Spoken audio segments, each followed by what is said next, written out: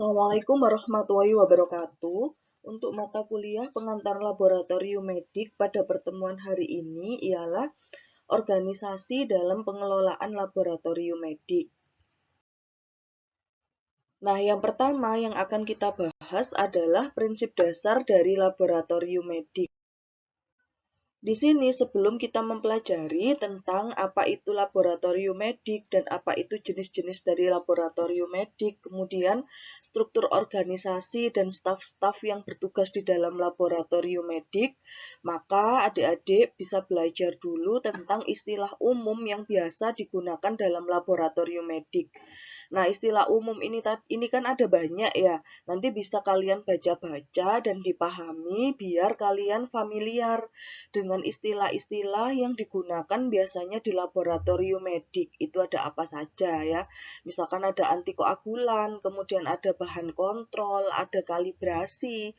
Nah, itu harus kalian pahami terlebih dahulu. Jadi nanti sambil dibaca-baca lagi, ini istilah umum ini saya ambil dari bahan ajar yang dari Kemenkes.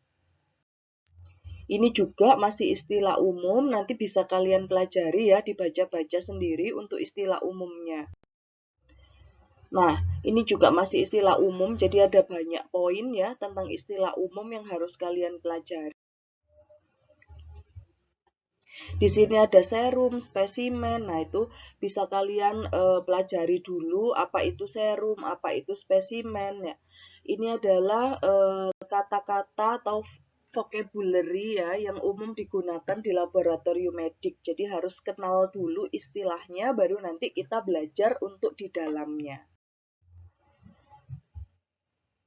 Nah, di sini tugasnya kalian mempelajari arti dan kepanjangan dari akronim pada buku pengantar lab medik yang dari Kemenkes ya, itu halaman 6 sampai 11. Jadi di situ juga ada akronim yang tidak saya tuliskan di slide ini. Ya, ada akronim atau singkatan-singkatan umum yang biasanya digunakan di laboratorium medik. Jadi nanti adik-adik bisa mencatat di buku catatannya akronim apa saja yang ada atau yang biasa digunakan di laboratorium medik. Nah, selanjutnya setelah tadi mempelajari istilah umum yang ada di laboratorium medik, maka di sini kita mulai masuk di dalam apa itu laboratorium medik ya. Jadi laboratorium medik itu sebutan lainnya adalah laboratorium klinik atau lab klinik. Nah, yang biasanya kita tahu itu kan yang umum kan ada lab klinik, contohnya kayak Prodia, kemudian Parahita ya dan lain sebagainya itu. Nah, itu adalah sebutan lain dari laboratorium medik, laboratorium klinik.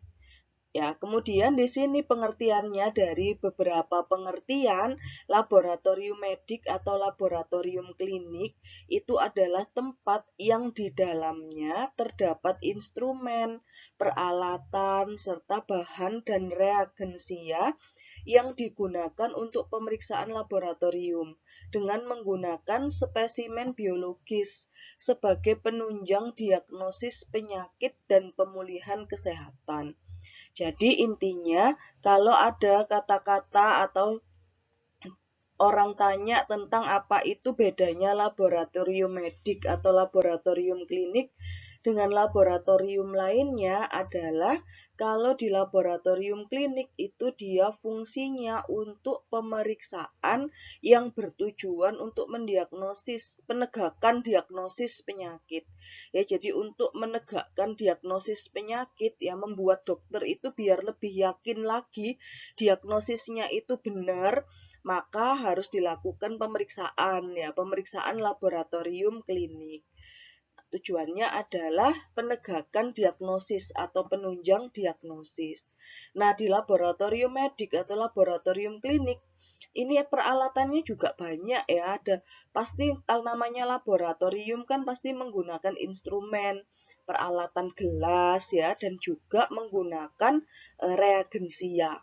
Ya, jadi nanti adik-adik kalau di pertemuan di praktikum kan sudah belajar tentang alat-alat gelas ya yang umum digunakan di laboratorium medik. Kemudian nanti di instrumentasi juga belajar tentang instrumen apa saja yang umum digunakan di laboratorium medik. Kemudian nanti di mata kuliah pengantar lab medik, adik-adik juga akan diberikan tentang reagensia apa saja yang digunakan di pemeriksaan laboratorium medik. Ya, jadi tujuannya alat, instrumen, dan juga reagensia itu untuk pemeriksaan penunjang diagnosis kesehatan. Kemudian setelah tahu tentang laboratorium medik atau laboratorium klinik, di sini laboratorium medik ya itu dibagi menjadi 3. Yang pertama adalah lab klinik umum pratama. Ya, lab umum pratama berarti tingkatnya yang tingkat 1 ya, masih dasar atau peralatannya itu tidak selengkap dari yang nomor 2 dan nomor 3. Jadi lab klinik umum pratama ini pemeriksaannya hanya terbatas. Biasanya pakai pemeriksaan cari celup seperti itu yang pemeriksaan umum ya. Biasanya yang masuk di dalam kategori lab klinik umum pratama ini adalah lab puskesmas. Kemudian kalau di lab klinik umum pratama ini penunjang diagnosanya itu tidak lengkap, apa yang harus dilakukan? Berarti kan harus melakukan pemeriksaan di laboratorium klinik lainnya ya. Dirujuk biasanya, rujuk pemeriksaan lab ke lab lain atau ke labnya rumah sakit. Nah, itu artinya berarti lab klinik yang dimiliki tempat atau fasilitas kesehatan tersebut masuk di dalam lab klinik umum pratama. Artinya peralatannya belum seberapa lengkap. Kemudian yang tingkat 2 ada lab klinik umum madya. Ya, jadi kalau lab klinik umum madya ini pemeriksaan yang digunakan sama kayak lab klinik pratama, tapi di lab klinik madya ini sudah didukung oleh pemeriksaan imunologi dengan teknik sederhana. Ya, biasanya lab klinik umum madya ini ada di rumah sakit yang tipe C. Ya, laboratorium rumah sakit yang tipe C. Jadi rumah sakit tipe C itu biasanya standar laboratoriumnya sudah dalam laboratorium klinik umum madya. Ada pemeriksaan yang umum, ada juga pemeriksaan imunologi. Itu yang membedakan ya di pemeriksaan imunologinya, yang bedakan lab klinik umum madya sama lab klinik umum pratama. Kemudian lab klinik umum utama. Nah, kalau utama ini berarti labnya kan besar, sudah lengkap ya. Biasanya digunakan untuk pemeriksaan spesimen klinik dengan kemampuan lebih lengkap dari lab madya dengan menggunakan teknik automatik. Jadi biasanya kalau di rumah sakit tipe A dan tipe B, pemeriksaannya sudah bukan manual lagi, tapi menggunakan instrumen ya. Instrumen yang sudah canggih. Maka dari itu kalau PKL itu biasanya adik-adik ditempatkan di rumah sakit tipe A atau tipe B. Tujuannya adalah untuk memperkaya wawasan tentang pemeriksaan menggunakan peralatan yang secara otomatis. Ya, jadi udah tidak mipet manual lagi ya, tapi mipetnya sudah otomatis, dimasukkan sampel atau spesimennya dimasukkan di dalam mesin, kemudian misalkan ekstraksi DNA-nya ya, yang sebelum dianalisa PCR, nah itu sudah ada alat ekstraktornya sendiri. Kemudian kalau kalian kan PKL ya biasanya taruh di tipe A atau tipe B. Kalau magang biasanya masih di dalam rumah sakit yang tipe C. Jadi sebelum PKL itu kan kalian ada magang dulu. Tujuannya magang itu memperkaya atau memperdalam kompetensi kalian tentang pemeriksaan yang menggunakan secara manual dulu. Jadi di rumah sakit tipe C itu kan diajari pemeriksaan secara manual. Kemudian nanti adik-adik kalau PKL itu sudah tingkatnya otomatis ya, pemeriksaannya pakai instrumen yang bekerjanya secara otomatis. Jadi tahu semua pemeriksaan baik manual maupun otomatis. Kemudian ada juga lab klinik khusus. Lab klinik khusus ini contohnya adalah lab mikrobiologi klinik, lab parasitologi klinik, ataupun lab patologi anatomi. Jadi kalau rumah sakit ini sudah tipe A, tipe B, biasanya selain dia punya lab klinik umum utama ya, atau lab ini laboratorium kimia klinik, dia juga mempunyai laboratorium patologi anatomi. Nah, kalau biasanya disebutannya di rumah sakit tipe A, tipe B itu kan laboratorium patologi klinik ya. Selain punya laboratorium patologi klinik sebagai lab klinik umum utama, di rumah sakit tipe A sama B itu juga punya lab mikrobiologi klinik dan juga lab patologi anatomi, itu yang sering ya.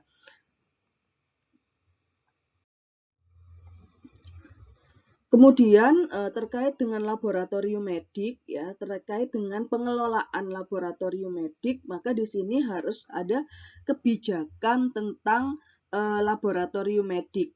Nah, kebijakan itu terkait apa saja di laboratorium medik. Nah, nanti kan adik-adik salah satu profil lulusannya kan sebagai ATLM ya, ahli teknologi laboratorium medis. Jadi nanti harus tahu kebijakan kalau bekerja di laboratorium medik itu apa saja yang harus diperhatikan. Yang pertama adalah jam kerjanya. Ya, jam kerjanya dan pekerjaan darurat laboratorium. Jadi yang namanya kerja di fasilitas kesehatan itu kan mesti ada kondisi-kondisi darurat di luar kondisi yang jam kerja normal kita. Nah, di sini terkait dengan jam kerja itu sedapat mungkin harus ada jam laboratorium yang pasti. Jadi kalau kerja itu kan pasti harus dipastikan dulu ya kerjanya dari jam berapa sampai jam berapa, selama berapa jam gitu. Kemudian di laboratorium yang kecil tapi jumlah pasiennya banyak, seringkali lebih sulit untuk mempertahankan jam kerja. Nah, ini misalkan kalau kalian itu bekerja dan diletakkan dapat penempatan kerjanya itu agak di pelosok. Nah, seperti itu ya. Misalkan labnya itu kecil, kemudian pasiennya itu banyak yang mau memeriksakan lab. Otomatis kan harus diselesaikan dengan cepat ya, apalagi kalau spesimennya itu tidak boleh atau jenis pemeriksaannya itu tidak boleh yang ditunda, maka mau tidak mau jam kerjanya itu kan jadi lebih panjang. Nah, kalau seperti itu, nah itu bisa dibicarakan dengan atasan ya, seperti apa untuk jam kerjanya. Kemudian yang kedua berkaitan sama rentang tes. Nah, biasanya rentang tes ini juga rentang tes ini berkaitan sama kemampuan lab. Kemampuan lab itu bisa melakukan tes apa saja. Nah, tadi kan sudah dibagi ya menjadi laboratorium klinik pratama, madya, sama utama. Jadi kalau yang pratama, kalau misalkan dia ada pasien yang mau melakukan tes imun, tapi di pratama itu laboratorium pratama itu tidak ada, maka harus punya rekanan ya, harus punya rekanan ataupun untuk mengirim sampel ke tempat laboratorium klinik yang levelnya lebih tinggi gitu. Kemudian jadi kalau nggak punya peralatannya atau sumber dayanya yang memadai, sumber daya ini berkaitan sama sumber daya manusia ya, kompetensi ATLM-nya yang kurang memadai, misalkan pemeriksaan PCR, tidak punya alat di labnya kalian, dan SDM-nya tidak ada yang bisa mengoperasikan PCR gitu, berarti harus dirujuk ya, atau harus dikirim ke laboratorium yang levelnya lebih tinggi. Tuh, kemudian biasanya juga untuk pemeriksaan terkait sama rentang tes ini, kalau pemeriksaannya banyak ya, SDM-nya dikit, itu juga bisa dikirim. Tapi biasanya kalau yang dikirim itu terkait sama yang pemeriksaan tidak ada di situ, tidak ada di lab dan tidak ada SDM yang kompeten di situ, jadi harus dikirim. Kemudian kebijakan laboratorium medik yang ketiga tentang koleksi spesimen ya. Koleksi spesimen ini berkaitan sama sampel yang kalian ambil, kemudian penyimpanannya itu seperti apa, kemudian kalau misalkan harus dikirim tadi ya ke laboratorium yang levelnya lebih tinggi, maka proses penanganan dan pengirimannya itu seperti apa, itu harus diperhitungkan juga. Jadi penanganan ini berkaitan sama dia itu harus diwadahi di tempat kondisi yang seperti apa, misalkan harus dikasih es batu ataupun dia harus dikasih es gel ya, tidak boleh terkena cahaya langsung. Nah, kemudian pengiriman spesimennya juga harus seperti apa, itu harus diperhitungkan juga agar karena spesimen ini kan kita kan nggak tahu ya pasien kita itu pastinya sakit apa. Jadi harus pengiriman ini seaman mungkin biar tidak terjadi tumpahan ya kepada pengirimnya yang menyebabkan jadi terpapar penyakit ya kalau misalkan yang spesimen yang dikirim itu tadi mengandung penyakit ya ujinya terus habis gitu tumpah. Nah, kalau kena yang pengirimnya kan berbahaya, jadi harus diperhitungkan. Kemudian yang keempat, kapasitas beban kerja lab. Nah, kapasitas beban kerja lab ini juga harus diperhitungkan terkait jumlah stafnya ya, jumlah tingkat pelatihan staf yang pernah diikuti itu apa saja, karena kan tingkat pelatihan staf itu berkaitan sama peningkatan kompetensi. Jadi kalau kalian nanti kerja, ada kesempatan untuk mengembangkan kompetensi lewat pelatihan, lewat seminar ya, lewat lokakarya. Nah, itu dimanfaatkan dengan baik. Kemudian kapasitas beban kerja ini juga berkaitan sama ukuran laboratorium ya, sama ketersediaan fasilitas. Jadi kalau labnya kecil berarti biasanya orangnya kan juga sedikit pegawainya. Otomatis di situ sampel yang diterima juga tidak bisa sebanyak lab yang besar. Ya, karena tadi kalau misalkan nerimanya banyak, kapasitas beban kerjanya, sedangkan kapasitasnya labnya itu misalkan sanggupnya sehari itu 50 sampel analisanya. Sampel yang diterima tiba-tiba pada hari tertentu itu 100. Nah, otomatis kan harus delay kan. Nah, biar tidak delay biasanya harus dirujuk ke lab yang lebih tinggi. Levelnya lebih tinggi.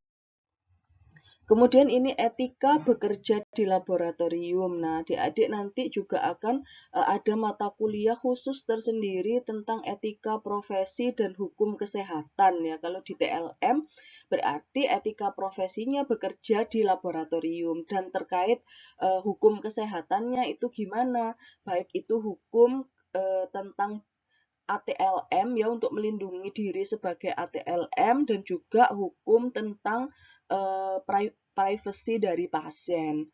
Kemudian sebelum nanti ada pelajaran sendiri tentang etika profesi, kita di sini di pengantar laboratorium medik akan dijelaskan secara sekilas tentang etika bekerja di laboratorium medik.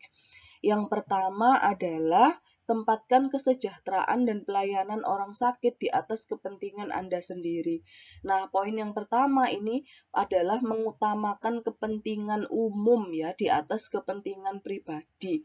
Jadi, mengutamakan pasiennya dulu ya daripada mengutamakan kepentingan pribadi.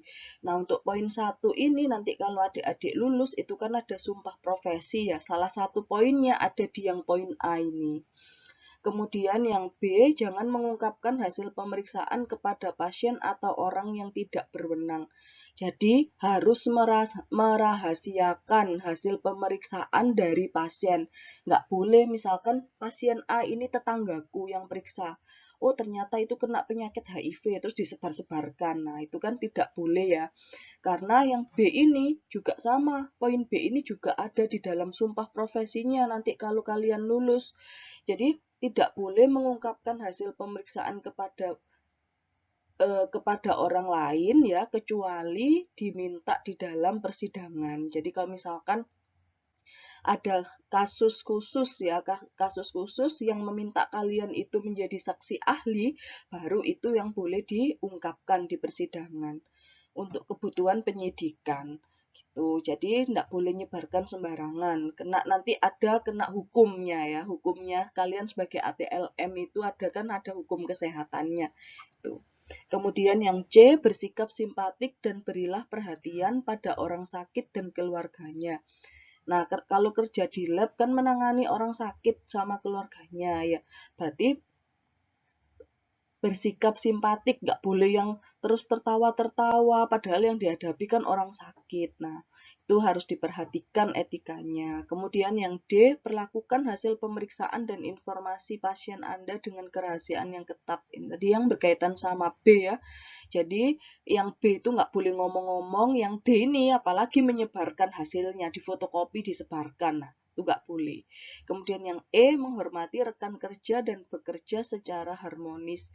Nah, yang E itu kan rekan kerja kalian, itu kan bukan hanya ATLM, sesama ATLM saja ya, tapi dengan nakes yang lain juga, saling berkaitan, karena hasil kalian itu nanti kan akan dibaca oleh dokter ya, oleh perawatnya. Nah, itu berarti harus bisa menghargai yang profesi yang lain dan bekerja secara harmonis. Karena yang diutamakan tadi adalah kan kepentingan pasien. Kalau misalkan kerjanya secara sesama nakesnya tidak bekerja harmonis, otomatis dalam penanganan pasien nanti kan ada kendala ya, karena ada informasi yang tidak tersampaikan dengan lengkap. Jadi harus bekerja secara harmonis antara sesama nakes, baik itu sesama ATLM maupun sesama nakes profesi lain. Kemudian ini etika terhadap profesi ATLM. Nah, ini kalau sesama ATLM ya, sesama ATLM saat bekerja di lab. Nah, ini ada poinnya A sampai I. Jadi nanti bisa dibaca. Jadilah loyal terhadap profesi ATLM. Nah, berarti kan loyal, berarti setia ya pada profesinya. Jadi tidak melanggar sumpah. Nah, itu termasuk loyal. Kemudian bekerja secara ilmiah dengan penuh kejujuran. Nah, yang kalian hadapi atau yang kalian kerjakan ini kan berkaitan sama nyawa orang. Berarti kan harus zero mistake ya, tidak boleh ada kesalahan. Nah, kalau tidak mau ada kesalahan, berarti kerjanya harus gimana? Kerjanya juga harus sungguh-sungguh sesuai sama prinsip ilmiahnya gimana pemeriksaan ini ya. Misalkan disuruh pemeriksaan gula darah. Nah, tapi yang digunakan adalah stick untuk kolesterol. Nah, itu kan berarti kesalahan ya, tidak bekerja secara ilmiah. Nah, kalau seperti itu nanti kan akan salah diagnosa dokternya. Nah, itu harus kalian perhatikan baik-baik dan penuh kejujuran. Ya, dan penuh kejujuran. Jadi harus jujur tadi itu. Kalau misalkan salah dalam pemeriksaan ya bilang aja salah ya, biar yang nakes lain yang berkaitan sama pengambilan keputusan, penentuan diagnosa itu juga tidak salah dalam mengambil penarikan kesimpulan. Kemudian jangan menyalahgunakan keahlian untuk keuntungan pribadi. Contohnya tadi ya, menyebarkan informasi. Yang D, jangan pernah mengambil sesuatu dari tempat kerja yang bukan milik Anda. E, mempromosikan perawatan kesehatan, pencegahan dan pengendalian penyakit. Nah, yang E ini kalian salah satu profil lulusannya adalah sebagai promosi kesehatan ya. Jadi sebagai nakes berarti harus turut serta mempromosikan tentang pentingnya kesehatan itu gimana, kemudian pencegahan dan pengendalian penyakit itu bagaimana. Ya, yang E ini nanti juga kalian akan lakukan di mata kuliah Promkes dan juga di mata kuliah PPKM ya, PPKM atau praktek pembangunan kesehatan masyarakat. Jadi nanti kalian sebagai narasumber ataupun sebagai narasumber ya, atau sebagai fasilitator yang berfungsi untuk mempromosikan kesehatan gitu. Jadi apa saja pencegahan, pengendalian penyakit, sama kayak Pengmas itu ya, pengabdian masyarakat. Nah, kalau untuk pencegahan berarti ada langkahnya apa saja. Nah, itu wajib disebarluaskan ke masyarakat untuk mengendalikan biar penyakit di masyarakat itu tidak semakin banyak karena ketidakpahaman masyarakat. Kemudian yang F, ikuti tindakan pencegahan dan bagaimana menerapkan pertolongan pertama pada kecelakaan di lab. Yang F ini berkaitan sama K3 laboratorium ya, yang dalam pertemuan selanjutnya akan kita bahas. Kemudian yang G, jangan mengkonsumsi alkohol ya selama jam kerja atau bahan yang berbahaya ya yang lain selama bekerja. Karena kalau mengkonsumsi alkohol otomatis nanti kerjanya kan tidak fokus. Yang H, gunakan peralatan dan bahan di laboratorium dengan benar dan hati-hati. Nah, yang H ini harus meminimalisir kesalahan karena selain berkaitan sama nyawa orang, H ini kalau kalian bekerjanya tidak hati-hati otomatis kan harus mengulang pemeriksaan lagi ya kalau salah. Terus habis gitu bahannya kalau mengulang pemeriksaan lagi berarti kan butuh reagen lagi. Nah, reagen di laboratorium itu tidak murah ya, tidak murah dan kadang susah untuk diperoleh ya. Jadi ada surat-surat yang khusus yang harus diurus. Nah, itu harus diperhatikan karena nanti bisa merugikan secara material dan imaterial. Kemudian yang I, jangan membuang reagen atau perlengkapan laboratorium sembarangan. Contohnya kalian habis mengambil darah, spesimen darah. Jarum suntiknya itu tiba-tiba dibuang di sampah sembarangan. Nah, itu tidak boleh. Buanglah di tempat sampah infeksius. Ya, ada sampah infeksius tersendiri yang biasanya itu wadahnya berwarna kuning, kardus kuning atau kresek kuning ya, atau tempat sampah yang berwarna kuning.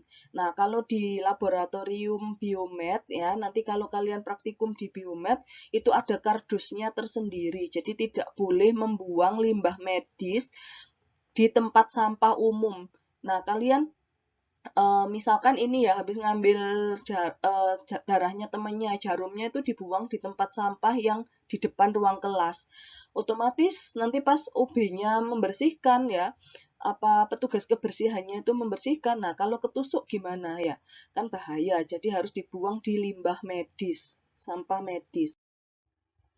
Kemudian ini ada beberapa peralatan laboratorium medik yang biasanya digunakan atau yang umum digunakan.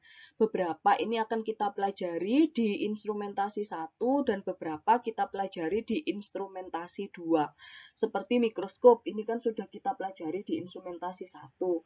Ya, kemudian nanti selanjutnya alat-alat yang besar seperti BGA ya, blood gas analyzer, hematologi analyzer, urine analyzer ini kita pelajari di instrumentasi 2. Ya, mikroskop, kemudian alat-alat gelas itu yang sudah kita pelajari di instrumentasi 1 dan pengantar lab medik. Kemudian ada struktur organisasi dan staf di laboratorium medik. Jadi nanti kalau kalian bekerja di laboratorium medik itu kan tergantung lagi ya, kembali lagi pada tadi jenis labnya itu masuk dalam tingkatan berapa atau kategori berapa. Nah, kalau misalkan di kategorinya itu laboratorium klinik pratama, yang kalian di situ stafnya itu cuma sedikit ya, tidak hanya ATLM saja, maksudnya yang dipunya hanya ATLM saja, otomatis ATLM-nya kan juga harus berperan sebagai admin juga ya, penerima sampel juga, sebagai petugas sampling juga, sebagai pemeriksa atau menganalisa juga. Jadi harus tahu peranan staf di laboratorium medik itu fungsinya untuk apa saja ya, biar nanti kalau bekerja di laboratorium yang pas stafnya itu kurang, kalian itu bisa multitasking. Nah, yang pertama di sini sebelum belajar terkait tentang staf, apa saja staf yang di laboratorium medik, kalian belajar tentang struktur organisasi dulu ya. Jadi di setiap organisasi, di setiap institusi, di setiap tempat kerja itu ada namanya struktur organisasi. Ya, struktur organisasi ini mengatur bagaimana pekerjaan itu dibagi, dikelompokkan dan dikoordinasikan secara formal. Kemudian ini untuk pembagian struktur organisasi itu ada yang berkaitan sama jenis spesialisasi pekerjaan. Misalkan ya berdasarkan spesialisasi pekerjaan itu ada yang berfungsi sebagai laboran siapa, kemudian laboran di bagian laboran radiografi siapa, laboratorium teknik gigi siapa, laboratorium patologi klinik siapa. Nah, itu berdasarkan spesialisasi pekerjaan. Kemudian ada yang berdasarkan departementalisasi. Nah, departementalisasi ini berarti berdasarkan divisinya ya, divisi atau seksi ya. Misalkan di instalasi laboratorium, instalasi rawat inap, rawat jalan, itu berarti berdasarkan departementalisasi. Kemudian berdasarkan rantai komando. Nah, rantai komando ini kalian bisa lihatnya adalah pada garisnya. Kalau garisnya itu garis penuh ya, tidak putus-putus, itu berarti garis perintah atau garis komando. Artinya atasan mana aja yang dia berhak atau berwenang untuk memerintah bawahannya. Kalau garisnya itu garis putus-putus, maka itu adalah garis koordinasi. Nah, coba kalian perhatikan, kalau garis komando itu kan dia panahnya dari atas turun ke bawah ya, arahnya kan ke bawah. Artinya atasan ini mengomando atau memerintah bawahannya. Tapi kalau garis putus-putus ini panahnya ke atas bawah, ke atas bawah gini ya. Artinya koordinasi bawahan, koordinasi dengan atasan. Artinya apa yang terjadi pada divisi di bawah ini, dia akan melaporkan ke atasannya. Ya, karena yang bertanggung jawab itu kan atasannya. Atasannya bertanggung jawab untuk memantau kinerja bawahannya. Jadi apa yang terjadi, permasalahan apapun yang terjadi di bawah harus dikoordinasikan dengan atasannya. Kemudian ada rentang kendali. Nah, rentang kendali ini jumlah bawahan yang dapat diarahkan seorang manajer secara efektif dan efisien. Jadi kalau berdasarkan rentang kendali ya, struktur organisasi berdasarkan rentang kendali itu kan makanya kan dia harus dibagi menjadi, habis dari direktur itu kan nggak langsung ya turun ke karyawan, tapi dibagi menjadi ada direktur keuangan, ada direktur pemasaran ya, kemudian ada habis direktur, ada manajernya sendiri. Nah, manajer ini yang membawai dari beberapa anak buah yang di bawahnya ya. Karena kalau langsung ke atas, otomatis pengawasannya kan besar, lingkupnya kan lebih luas, jadi lebih susah untuk controllingnya. Ya, jadi harus ada turun ke bawah, semakin ke bawah ini semakin mengerucut ya, semakin mengerucut atau anak buahnya ini semakin sedikit. Kemudian ada sentralisasi dan desentralisasi. Kalau sentralisasi berarti terpusat, kalau desentralisasi berarti menyebar ya. Nah, kalau sentralisasi ini ada keunggulan dan desentralisasi juga ada keunggulan. Nah, selain ada keunggulan, proses organisasi berdasarkan sentralisasi dan desentralisasi juga memiliki kelemahan ya. Kemudian ada formalisasi. Nah, formalisasi ini berkaitan dengan prosedur yang digunakan, baik itu prosedur manajemen ataupun prosedur pemeriksaan ya yang digunakan. Biasanya untuk formalisasi ini laboratorium itu mengacu pada ISO, misalkan gitu ya, ISO 17025 itu tentang manajemen di laboratorium. Nah, itu harus diikuti oleh seluruh sumber daya yang bekerja di laboratorium tersebut. Kemudian ini ada contoh desain struktur organisasi ya, dan ada fungsi struktur organisasi. Yang di sini fungsi struktur organisasi itu tujuannya kenapa harus ada struktur organisasi? Tujuannya adalah untuk memperjelas tanggung jawab. Jadi karena tadi ada garis komando dan garis koordinasi, jadi tahu mana yang siapa bertanggung jawab kepada siapa ya, kemudian siapa harus berkoordinasi dengan siapa, itu tujuannya struktur organisasi. Kemudian memperjelas kedudukan, jadi mana yang kepala, mana yang manajer, mana yang staff ya, mana yang ATLM, mana yang kepala instalasi, itu harus tahu. Kemudian kejelasan mengenai jalur hubungan. Ini sama kayak yang tadi ya, komando sama koordinasi. Jadi nggak bingung. ATLM itu nanti koordinasinya kemana? Ya, harus tanyanya ke siapa? Oh, ke kepala instalasi laboratorium. Nah, biar tidak langsung loncat. Masa ATLM langsung ke dokter. Nah, itu kan tidak boleh ya, karena ada kejelasan jalur hubungan yang harus kalian patuhi. Kemudian kejelasan uraian tugas. Nah, kalau dia itu divisinya di laboratorium, berarti ya bekerjanya sesuai sama uraian tugas sebagai ATLM. Ya, jadi kalau uraian tugasnya itu perawat, ya berarti sebagai perawat gitu ya. Jadi tujuan struktur organisasi itu adalah untuk memperjelas kalian di situ kedudukannya seperti apa, kerjanya atau tugas pokoknya itu bagaimana. Kemudian kalian ini harus berhubungan dengan siapa saja dan tanggung jawabnya kalian itu apa saja. Nah, untuk di struktur organisasi lab medik ya, di sini ada ilustrasinya ya. Hei, kamu nggak perlu jadi dokter atau perawat untuk bekerja di rumah sakit ya, karena ada bagian dari ATLM yang sering orang itu tidak kenal. Biasanya nyebutnya juga sama sus gitu kan ya, perawat. Kayak perawat, padahal dia bagian laboratorium. Biasanya yang bagian laboratorium ini tidak seberapa dikenal karena bekerjanya kan di balik layar ya, atau behind the scene ya, balik layar, backstage gitu.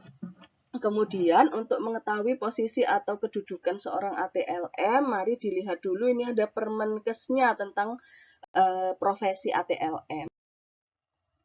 Ini pembagian klinik tadi ya. Jadi kalau berdasarkan kliniknya, tingkat kliniknya berarti kebutuhan SDM-nya dan kompetensinya kan juga beda. Yang pertama, kalau Pratama harus punya 1 orang dokter, ada 2 orang ATLM, 1 orang admin.